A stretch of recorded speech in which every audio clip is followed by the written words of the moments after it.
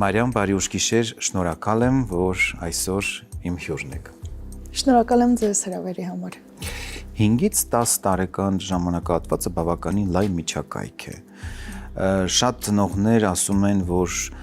պետք չի խոսել եւ նույնիսկ գտնում են, որ դրա անհրաժեշտությունը հետագայի համար էլ չկա։ Ինչ է ասում հոգեբանությունը։ Արդյոք այս տարիքում պետք է խոսել եւ ինչից պետք է սկսել։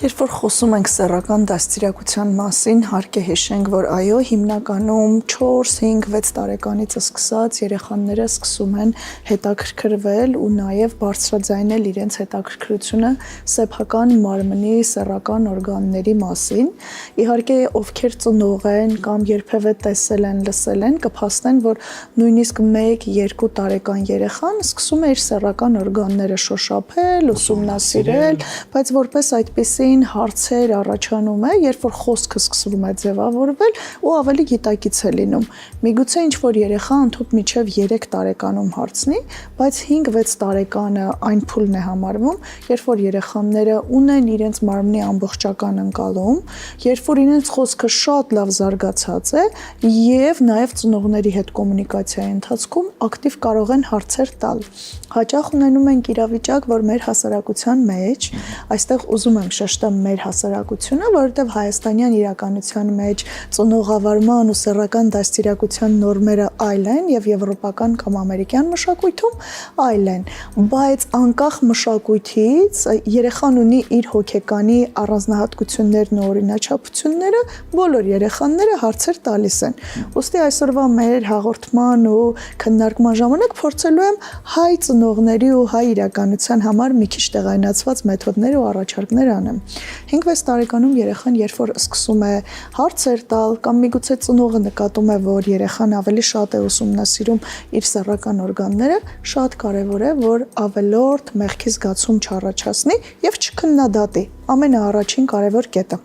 Հաճախ ծնողները քննադատում են, սուր են արձագանքում, թերապիայի ընթացքում ունեցել եմ դեպքեր, երբ որ հասուն տարիքում այցելուց հիշել է, որ մանուկ ժամանակ իր հայրը կամ մայրը մեղադրում էին իրեն, օրինակ, իրեն ուսումնասիրելու, շոշափելու կամ շոյելու համար։ Ուստի կարևոր է դաստիարակությունը սկսելու առաջին կետը լինի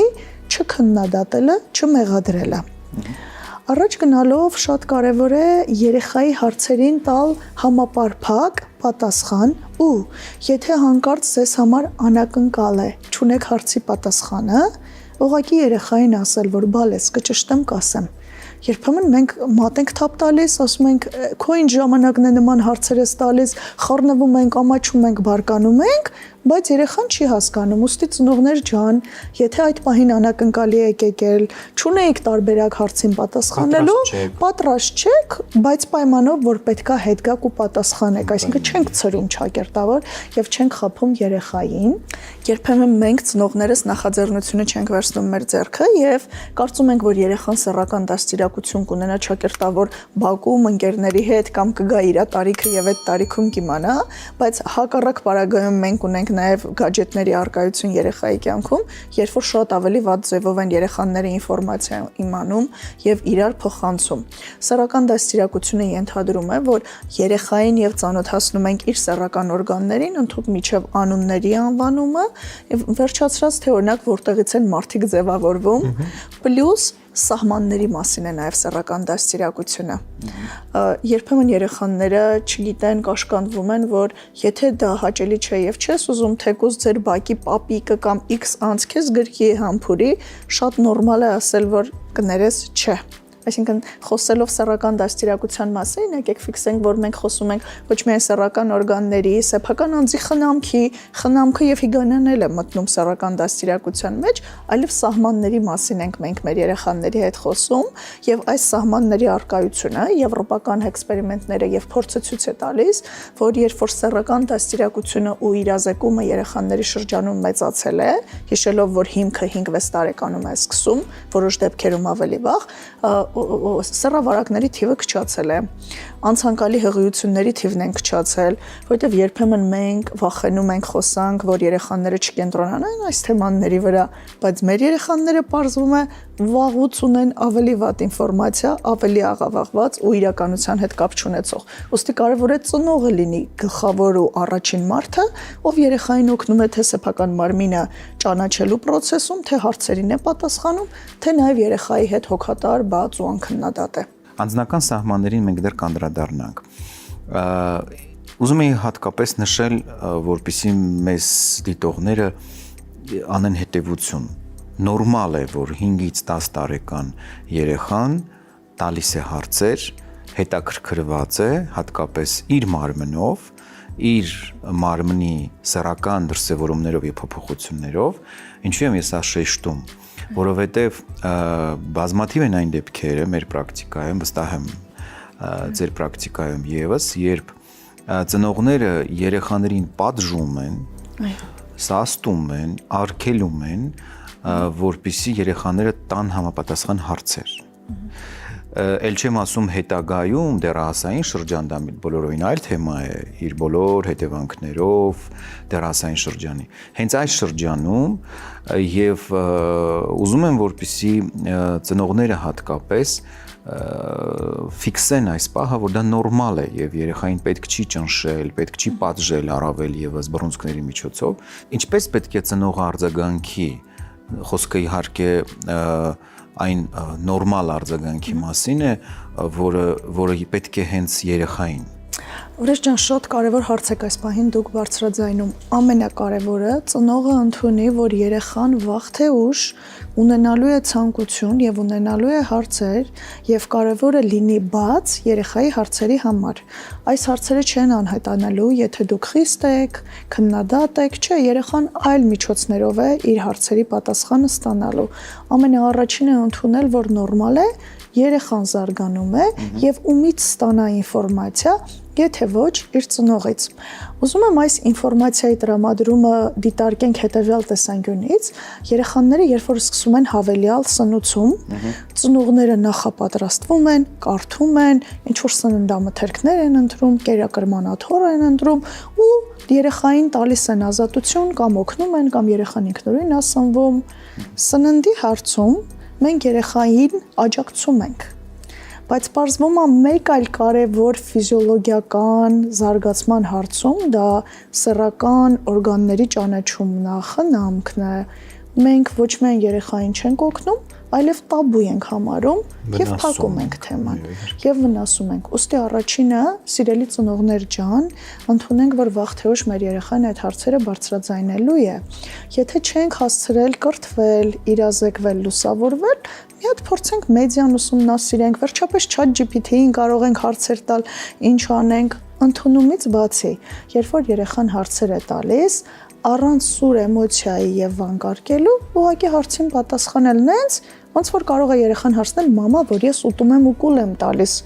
Հաճախ երեխաները կհարցնեն, բա այդ ուր ա գնում, միանգամից իմ փորիկի մեջ է հայտնվում։ Ու մենք կարող է բացատրենք, որ ինչքան մեր կենսաբանության գիտելիքները ներում է, որ կերակրափող կա, սնունդը հետո ստամոքսում ամարսվում, հետո աղիններ, ինչ որ մի բան տալիս ենք, չէ, ինֆորմացիա։ Նույն ձև առանց էմոցիոնալության ինֆորմացիա տալ սեռական օրգանների մասին եւ կարևոր մի բան, եթե երեխայի հարցը կոնկրետ է եղել, շատ առաջ էլ չընկնենք։ Շատ կարևոր է երեխայի հարցին պատասխանել, իմանալով հանդերձ չափի զգացում ունենանք, որ այո, երեխան առաջիկայում հնարավոր է ուրիշ բաներ նաև հարցնի, պլյուս նաև մենք օգնում ենք, որ երեխան իրեն խնամի, իմանա ինչպես պետք է հիգիենա ապահովի եւ նաեւ ծնողների ու տան անդամների միակարծիք լինելն է այս հարցում կարեւոր, որովհետեւ երբեմն լինում է երիտասարդ ծնողները, օրինակ մի կողմը համաձայն է, մի կողմը չէ, տան մեծերը լրիվ այլ ձև են արձագանքում, երեխայի մոտ այդ տարակարծությունը չբարձրացնել եւ մեղքի զգացում ու անորոշության զգացում չառաջացնել, որ ոնց որ թե վտանգավոր ու լուրջ բանի մասին է խոսքը գնում, այլ ոչ թե մեր մարմնի հատվածի մասին։ Մարիամ, ինչպես անվանել կամ պետք է արդյոք անվանել սեռական օրգանները։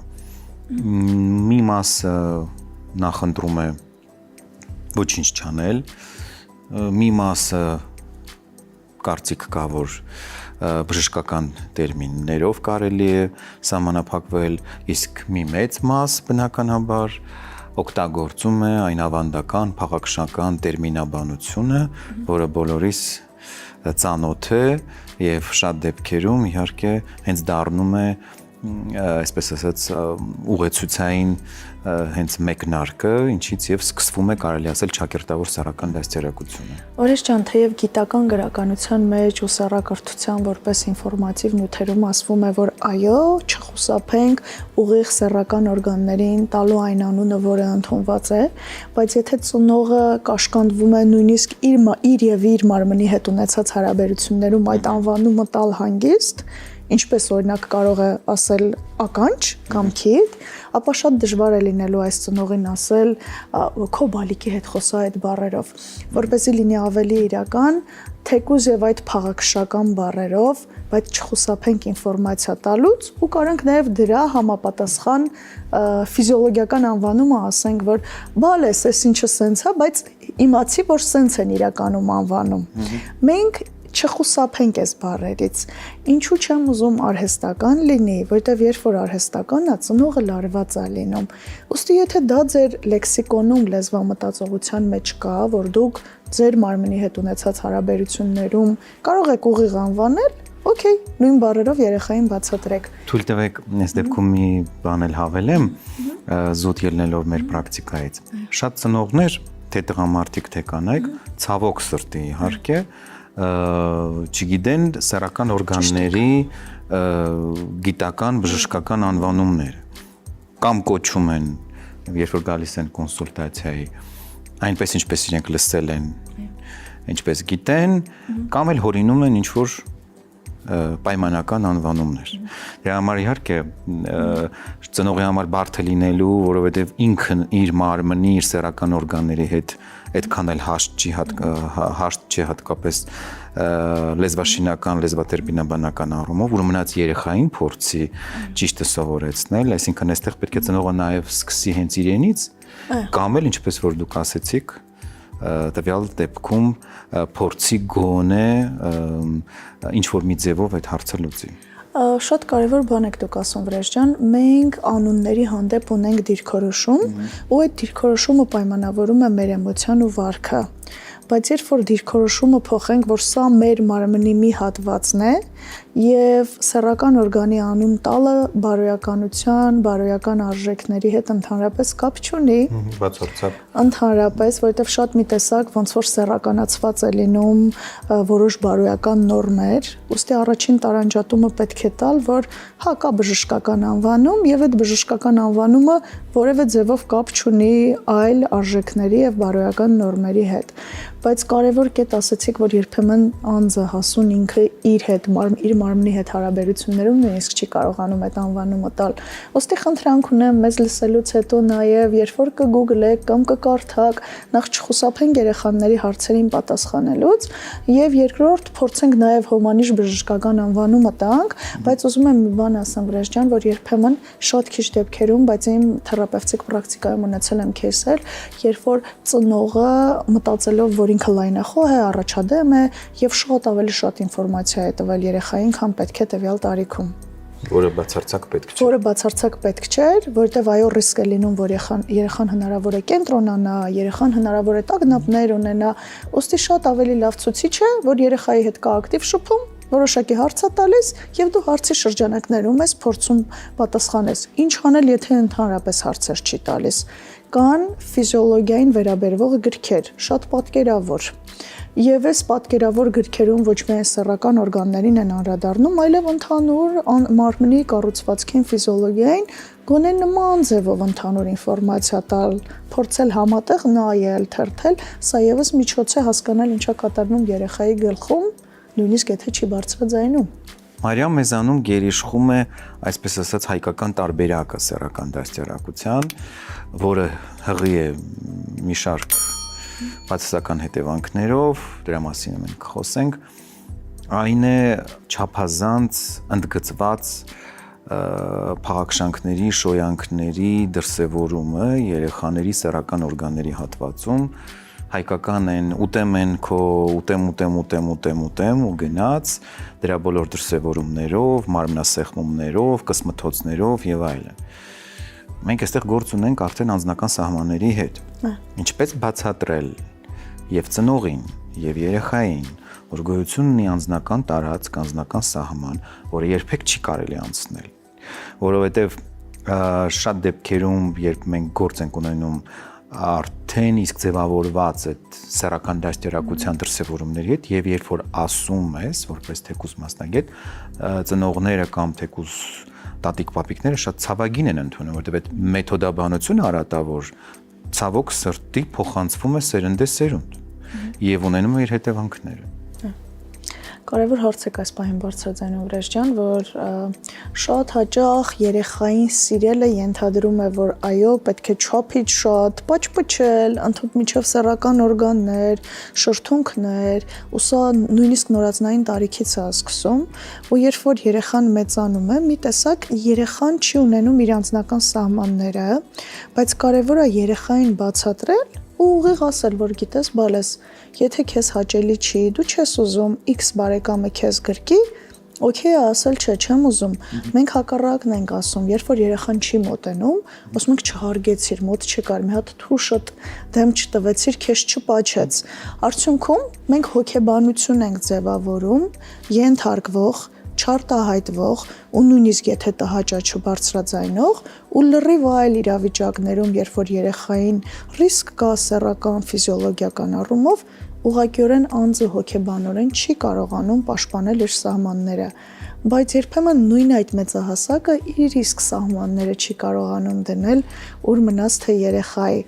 Էլի եմ ասում, որ առաջինը դա ընդունումն է եւ գիտակցումը, որ երեխան ինչքան էլ իմ երեխան է եւ իմ գերդաստանի եւ իմ անունի կրողը, ինքը առանձին անհատ է, ունի իր սահմանները, ես պատասխանատու եմ իր պաշտպանության, խնամքի, դաստիարակության համար, բայց միևնույն ժամանակ եւ ես պետք է սահման դնեմ, օրինակ մեծերին ասելով, որ խնդրում եմ, պետք չի այդ անել, եւ երեխային այդ մեսիջը ըստ անհրաժեշտության իրավիճակի տալով, որ դա քոնն է։ Գիտեք ինչ իրավիճակներում կարա սահմանների արկայությունը դրսևորվի, օրինակ պարտեզ երբ որ երեխան գնում է, ես ինքս ծնող եմ երկու բալիկների եւ նույնիսկ իմ տղայից պատմություններ լսել եմ, որ գիտես, մամ, մենք նայում էինք կամ մեզ էին նայում ու բոլոր ընտանիքներում այս թեմաները կարող է լինել։ Կարևոր է հիշենք, որ սա նորմալ է, երեխաները իրար ուսումնասիրելու են, բայց այստեղ եւս պետքա խոսել սահմանների մասին, որ բալես գիտես, հա կարողա տեսել ես, հետաքրքիր է, բայց պետք չի ձեռք տալ։ Երբ որ քեզ են ձեռք տալի, պետքա ասել չէ, ստոպ, չթողնել, պլյուս ասել, որ հա, կարա հետաքրքիր լինի, կարողա միգուցե դուր է եկել, կախված երեխայի հետ խոսակցության բնույթից, բայց երբ որ մենք մերժում ենք, իսկ մենք հաճախ մերժում ենք, որ չկա նման բան, կարիք չկա, մենք փչացնում ենք ազգին, սևեռում ենք այլ ուղղությամբ, այդ երևույթները գնում են, զարգանում են, նույնիսկ 20, 30, 50, ինչքան հետ գնանք, ինչքան թերապևտիկ պատմություն ունեցել եմ, մարդիկ իրենց մանկությանը անդրադարձ անելով հիշում են իրավիճակներ, որ X բարեկամը գրկում եւ շոյում էր, կարա հետին միտք չլինի, իրոք ուղղակի երեխային սիրի, բայց դա երեխայի մոտ ունենա ֆիզիոլոգիական արձագանք։ Հետագայում իրենց բարդություններով։ Ոստի կարևոր է երեխայի հետ խոսքի ընթացքում, երբ որ լինում է դեպքեր, ասել, որ կարաս ասես չէ։ Պլյուս, եթե ձեր երեխան հարցեր չի տալիս, միշտ չի, որ սա ամենալավ տարբերակն է ու պետք է ուրախ ու հանգիստ լինենք, որ իմ երեխուն չի հետաքրքրում։ Միշտ չի, որ երեխաները բարձրաձայնում են, կախված է ծնողի հետ ունեցած էմոցիոնալ հարաբերություններից, եթե ծնողը ապահով գոտի է, եթե երեխան գիտի, որ ծնողը պատրաստ է իրեն լսել, աջակցել, ավելի բաց է եւ արտահայտվում է։ Եվ եթե չի բարձրաձայնում երեխան, հա, որոշ դեպքերում հնարավոր է այդ երեխային այդ թեմաները չեն առնչվել, բայց մեծամասամբ միգուցե երեխան այլ աղբյուրներից է իր հետաքրքրությունը բավարարում, որը ավելի վտանգավոր կլինի։ Բակում լսածը, հեռախոսում տեսածը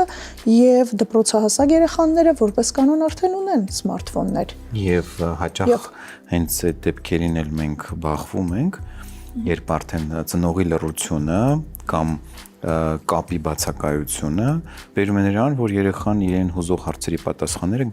գտնում է այլ ավելի վտանգավոր անհուսալի աղբյուրներում։ Եվ նույն վիդեոնյութերի դիտումը սեռական բնույթի շատ ավելի վատ հետևանք է ունենում երեխայի վրա, երբ որ երեխան չի հասկանում ինչ է կատարվում, բայց ինքը այդ ամենը տեսնում է, չափից շուտ եւ շատ ավելի ինֆորմացիա է ստանում, փոխարենը ծնողը լիներ իր մոտ եւ որոշակի ինֆորմացիա տար։ Եվ բերում է վաղաժամ սեռական զարթոնքի։ Այո, եւ վաղաժամ զարթոնքի եւ նաեւ հնարավոր է վախ, տագնապ, լարվածություն առաջացնի եւ այդպես շարունակ ամենատարածված հարցը դա երևի թե որտեղից եմ ես ծնվել մամա, նամանավանդ եթե ընտանիքում կա երեխա եւ այլ բալիկներ են պլանավորվում կամ հարևան բարեկամներն են երեխաները ունենում, սա եւս հարց է, որը քննարկման չի դրվում եւ մենք հաճախ խուսափում ենք։ Սեռական դաստիարակության բաց թողումները ժամանակի ընթացքում կարող են առաջացնել սեռական խանգարումներ։ Տուժում է տղամարդու եւ կնոջ սեռական առողջությունը բոլոր սեռական խնդիրների տեսքով։ Առաջին հերթին իհարկե կարող է նվազել լիբիդոն, հետո նաև պոտենցիան։ Իհարկե սա շտկելի է, բայց առաջին հերթին պետք է կարգավորել ինֆորմացիայի բնույթը, որից հետո արդեն վերականգնել տուժած ֆունկցիան։ Այս հարցում օգնության կարող է հասնել Bonfarm ընկերության մեգապոտենցին լոնգ բուսական հավելումը։ Մեգապոտենցին լոնգը բացառապես բուսական է, համալրված վիտամիններով եւ միներալներով, ինչը ավելի արդյունավետ է դարձնում բուժումը։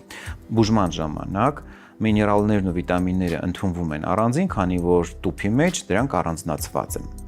Մեգապոտենցին լոնգը ունի առավելություն այն առումով, որ չի առաջացնում կախյալություն, ինչը շատ տղամարդկանց համար ավելի նախընտրելի է, հաշվի առնելով, որ ինչ-ինչ պատճառներով տղամարդիկ կարող են հրաժարվել քիմիական խթանիչներից։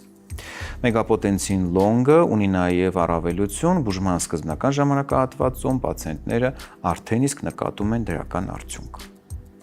Մարիամ 5-ից 7-8 տարեկան երեխաները հաճախ խաղում են դերային խաղեր,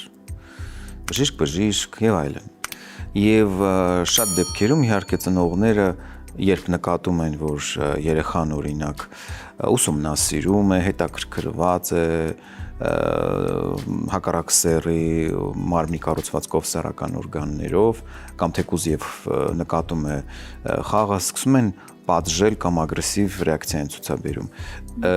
Ինչ անել նման դեպքում, ինչպես մոտենալ հարցին։ Ամենաառաջինը ֆիքսենք, որ մենք էլ ենք ժամանակին երեխա եղել եւ նույնիսկ եթե չենք հիշում մենք ինչ խաղեր ենք խաղացել եւ ինչ բնույթի են եղել այդ խաղերը, հավանաբար մեզ էլ է հետաքրքիր եղել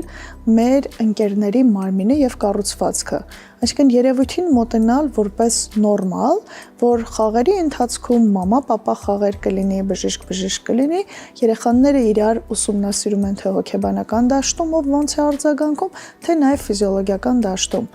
Նախ, եթե նկատում ենք, որ երեխաները միգուցե չափից շատ են իրար սահման հատում, տվյալ պահին ուղղակի առանց ավելորդ ագրեսիայի դադար տալ, փորձեր շեղել, օրինակ բացատրել, որ գիտես, պետք չի օրինակ ուրիշի ներքնաշորը իջացնել, բայց շատ կարևոր է այստեղ ավելորդ էմոցիոնալության բացակայությունը, որտեղ երեխաների համար կարող է դա լինի ուղղակի ոչ այդքան կարևոր իրավիճակ, բայց երբ որ ծնողը շատ ավելի ագրեսիվ է լինում, վստահաբար մեղքի զգացում է առաջացնում ու մի տեսակ նաև գերկարևորություն է տալիս այդ process-ին ու երեխան ուզի թե չուզի գալիս է ու հետ է վերադառնում։ Կարևոր է ծնողի արձագանքը, կարևոր է երեխայի հետ առանձին խոսել ու նաև այդ բանին ասել, որ երեխեք իրար հանդեպ պետք է հնարավորինս օրինակ լինել սահմանով, բայց առանց ավելորդ էմոցիոնալության։ Մարիամ, ծնողների համար մի ցավոտ հարց կա, որ հաճախ երեխաները տալիս են հատկապես այդ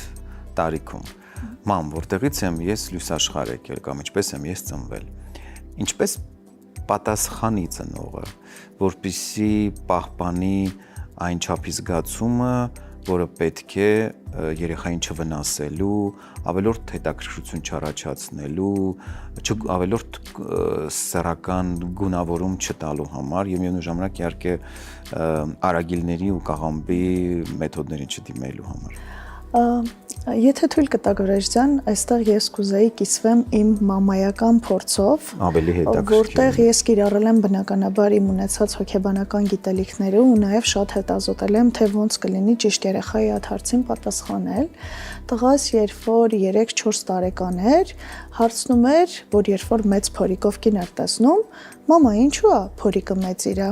Եվ այդ հարցին ես ասում եի, որ բալիկ կա փորիկի մեջ։ Սրանով պատասխանը վերջանում էր, այսինքն երեխան ավել հարցեր չէ տալիս, բա փորիկի մեջ որտեղից է առաջացել երեխան։ Ուստի սկզբում կարևոր է չխաբել երեխային, որ երբ որ տեսնում ենք մենք հղի կնոջ, օրինակ ասում ենք ջուր ա շատ խմել, ժամանակին ասում են ձմերուկ ա շատ կերել, ոչ իրատեսական բաներ չասել, ես իրական кейս ունեմ, որ ծնողը դիմել էր գանգատով, երեխային նման պատասխան էին տվել, երեխան վախենում էր կոնկրետ սնունդ ընդունել կամ շատ ջուր խմել, որտեղ ասում էր իմ փորը կմեծանա, որտեղ X մարդը մեծ փորիկով ման է գալիս։ Ուստի ուղիղ պատասխանել, որ փորիկի մեջ բալիկ է։ Հետո առաջ են գնում, մոտավորապես 5-6 տարեկանում երեխաները սկսում են հարցնել, օրինակ, բա փորիկից բալիկը ոնց է դուրս գալիս։ Բա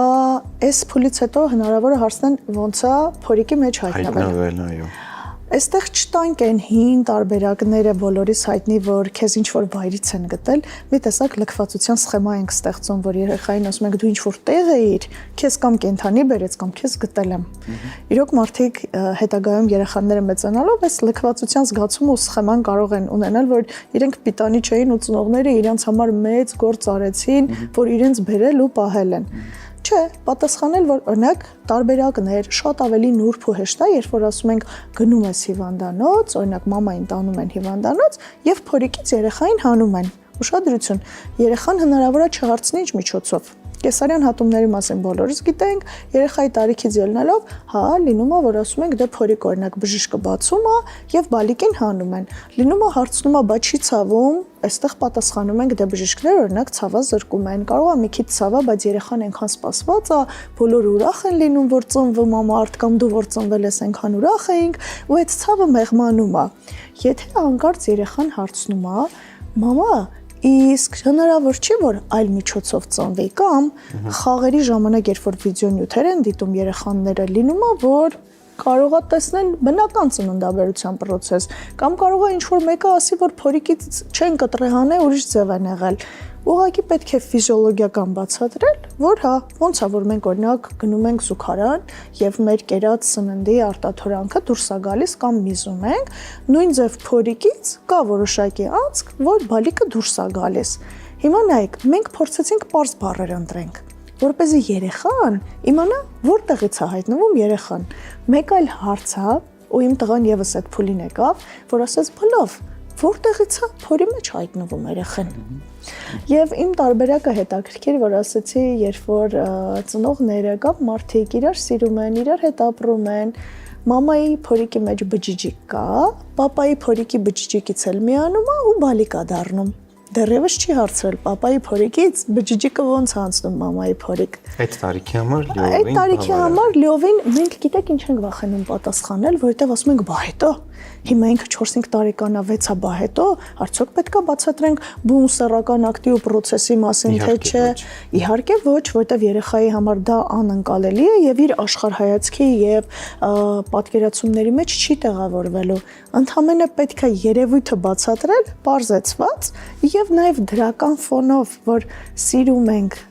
եւ այդ սիրո արդյունքում ծնվում է բալիկը, նաև այդ մեսիջը տալ, որ մենք քեզ սպասել ենք, ու կարելի է մետաֆորիկ նաև բացատրել, բնությունից օրինակներ բերել, որ օրինակ խնձորի սերմը ոնց է, որ խնձորը ուտում ենք, բայց այդ սերմը եթե հողում ցանում ենք, ինքը էլի հնարավոր է ճյուղեր տա, նաև բնությունից կարևոր է մետաֆորներ բերել ու օրինակներով բացատրել, բայց կարևոր է նաև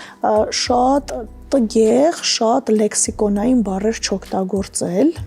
ու հնարավորինս պարզ, հանրամատչելի ձևով երեխային բացատրել, հարցին տալ պատասխան, որ երեխան չունենա անորոշության զգացողություն։ Եվ կարծում եմ նաև կարևոր է մի առանձնահատկություն հաշվի առնել։ Երբ որ մենք ծնողը տալիս է պատասխան տվյալ տարիքի համար, օրինակ 1-ից մինչև 4-5, հետո 5-ից մինչև 7-8, այսինքն տալիս է պատասխաններ։ ինքը կարծես թե փակում է այդ этаպը, որը երեխայի համար ինչ որ մի բանով առանձնանում է իր հարցը պարզելու եւ հարցի պատասխանը գտնելու համար։ Ինչի համար եմ ձեզ ասում, դուք ձեր խոսքում նշեցիք ծնողները մտածում են բա հետո։ Այդ բա հետոները լինում են, եթե չպատասխանես եւ փակես կամ ասես գնա թող պապան ասի, գնա թող տատին ասի, պապին ասի, հեռախոսը ասի եւ այլն։ Իր համար շատ կարեւոր է, որ տվյալ տարիքի համար գոնե ինչ որ մի հարցով հարցը լուծվի, որպեսզի արդեն այս ճանապարհի որ հասնեն հաջորդ տարիքային խմբին արդեն հարցնի, բա ինչպես եմ հայտնվել այնտեղ կամ ինչպես եմ դուրս եկել եւ արդեն этап առ этап գնանք առաջ։ Եվ այդ դեպքում երեխան արդեն նա ճիշտ էլ կպատկերացնի դա։ Քան թե մոգոնեն տարբեր տեսակի պատմություններ կամ էլ հակառակը երեխային սաստեն կամ պատժեն, թե ինչի ես նման հարցեր տալիս կամ որտեղից ես այդ հարցը լսել ընդհանրապես։ Երեխան հարցնում է, դա բնական հետաքրքրություն է, դա առողջ հետաքրքրություն է եւ պիտի ուրախ լինես, որ որպես ծնող քեզ է հարցնում, այսինքն պետք է փոքր հասակից ստեղծվի այն էմոցիոնալ հուզական կապը ծնող երեխայի, որպեսզի երեխան քեզ հարց տա։ Պետք է մտահոգվես, եթե քեզ հարց չի տալիս, նշանակում է դու չես ստեղծել այն հուզական կապը երեխայի հետ, որպեսզի երեխան քեզ վստահի։ Դա էլ արդեն մտահոգվելու առիթ է տալիս։ Շատ ճիշտ ու կարևոր բան եք ասում ու վերջում կուզեմ մի փոքր հումորային դրվագ պատմեմ, երբ որ ես հիվանդանոց էի գնացել ու իմ երկրորդ վալիկա աղջիկս պետքա ծնվեր, տուն եկանք, իմ տղան արդեն գրեթե 7 տարեկան կլիներ 2 ամսից, վազելով մոտեցավ ինձ, ասեց՝ «Մամա,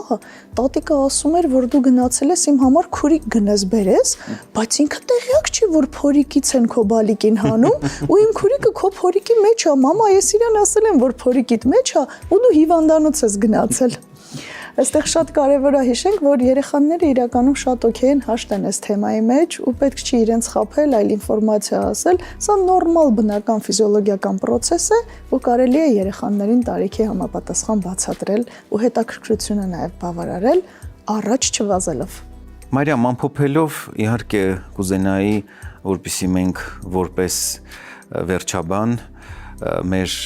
դիտողներին ասենք, որ սա ոչ թե ցանկության հարց է, կուզեք, թե չեք ուզի զրուցել սեռական դաստիարակության մասին, այլ սա անհրաժեշտություն է։ Սա ընդհանուր դաստիարակության անբաժանելի մասն է, որը խիստ կարևոր է, որովհետև եթե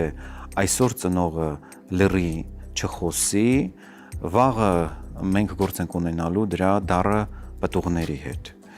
Հոգեբանական խնդիրների տեսքով, սեռական խանգարումների տեսքով եւ այլն եւ այլն։ Եվ իհարկե կուզենայի նաեւ ձեր կարծիքը լսել, քանի որ վստահ եմ այս թեման շատերին է հետաքրքրում։ Շատ կարևոր է, որ ծնողները ոչ միայն չխուսափեն, այլև իրենք վերցնեն նախաձեռնություն երեխաներին տարիքին համապատասխան տալու ինֆորմացիա իրենց մարմնի, սեռական օրգանների, խնամքի, նաև սահմանների մասին, այլապես հասուն տարիքում, դեռահասության ժամանակ ունենում են շատ ավելի բարդ խնդիրներ, որովհետև ծնող-երեխա հարաբերություններում կարևոր բաց է տեղի ունեցել։ Ծնողը մտածել է կարևոր չէ եւ երեխան կոմֆորտ չի զգացել բարձրաձայնի։ Անպայման ձեր երեխաներին օգնեք տալով ինֆորմացիա։ Մարիամ, անչափ շնորհակալ եմ հետաքրքիր, բովանդակալից եւ կարևոր զրույցի համար։ Համոզված եմ մեր հաղորդումը դիտելուց հետո շատ ծնողներ կգտնեն այն հարցերի պատասխանները, որոնք երկար փնտրում էին։ Շնորհակալություն։